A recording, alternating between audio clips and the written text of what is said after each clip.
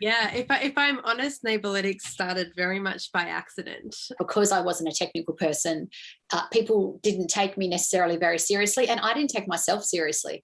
My application went in at 4 o'clock in the morning after a lot of thinking, oh, what's the point in even doing it? Because I've only got it as an idea and no one's possibly going to be interested in my idea for helping people who are blind or vision impaired. I actually didn't, I think a mental barrier that I now see is completely constructed, that I didn't think that I could be, a founder of a tech company because I wasn't from a computer science background, which is a total fallacy. I now see that actually the best tech founders are experts in the problem, not necessarily experts in the technology.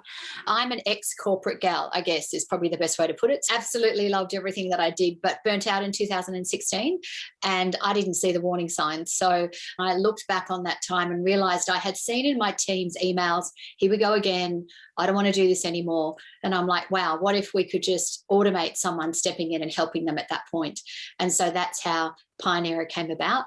I'm not a technology expert, so I'm a business person. So part of going into SheStarts, a bit like what Lucinda was saying, was I had this idea. I think looking back, it's quite incredible because I feel like, we now have a really solid team. We've done 2 funding rounds. We're really on a fast trajectory to scaling, and I've learned a lot about startups and how they work. But back then, I was quite glad that I had no idea what startup life was really like, because I probably wouldn't have done it, and especially not in the early days, where again everyone was telling me that I was crazy and why would you give up a good job. And I remember someone from Bleak Chili, I think Nicola actually said, when you're raising capital, you're probably going to need to have 100 coffees. I'm like, not really, surely.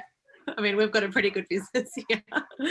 Yeah, definitely 100 meetings. I'd be like, really? Should I do that? Or should I just stay in my nice, cushy, safe, easy job? But then again, that's, I couldn't change the world otherwise. So that's the reason why we do it. It was one of my very first user testing sessions. So we had, which we'll be quite honest about, a fairly nasty proof of concept that lived on my phone. And I had given it to a friend of mine who's completely blind and a guide dog user. And I asked Nick to go and find the coffee shop, which she did. She had to go, up escalators, downstairs, all over the place, and got to the counter and was able to order herself and me a cup of coffee, came and sat down, and she promptly burst into tears. And I was like, oh my God, I'm so sorry. I'm so sorry. It's really rough. Like, she's like, no, you don't understand. This is the very first time in my life that I've been able to do this on my own.